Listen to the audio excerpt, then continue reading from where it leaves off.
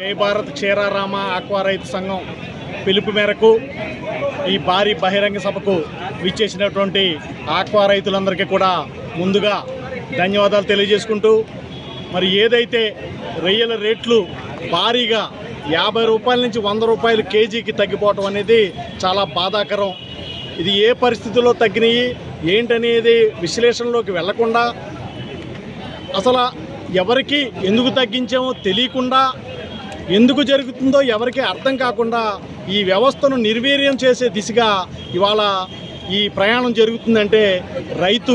చాలా ఇబ్బందికరమైన పరిస్థితుల్లోకి నెట్టబడతాడు అనడంలో ఎటువంటి సందేహం లేదు. కానీ ఇవాళ ఈ ఆక్వా రైతు సంఘం తరపున ఈ భారీ బహిరంగ సభ ఏర్పాటు చేసి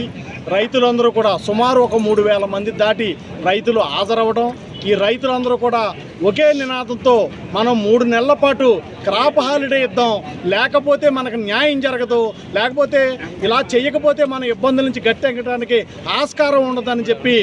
ఏకపక్ష నిర్ణయంగా రైతులందరూ కూడా ఒకే దాటిగా ఈ క్రాప్ హాలిడే నిర్ణయం చేయడం అనేది చాలా ఆనందకరమైన విషయం. అలాగే ఏ అయితే ఇబ్బందులు ఉన్నాయో ఆక్వా రైతులకి ఆ ఇబ్బందులు అన్నీ కూడా త్వరలో మా మినిస్టర్ రామానాయుడు గారి ద్వారా కానీ, లేదా పవన్ కళ్యాణ్ గారి ద్వారా కానీ, చంద్రబాబు నాయుడు గారి ద్వారా కానీ డెఫినెట్గా పరిష్కారం అవుతాయి. రైతు మళ్ళీ ఆనందంతో మళ్ళీ రొయ్యల కల్చర్ చేసుకుంటాడు భవిష్యత్తులో అనేది ఆశాభావం వ్యక్తం చేస్తూ థ్యాంక్ యూ వెరీ మచ్.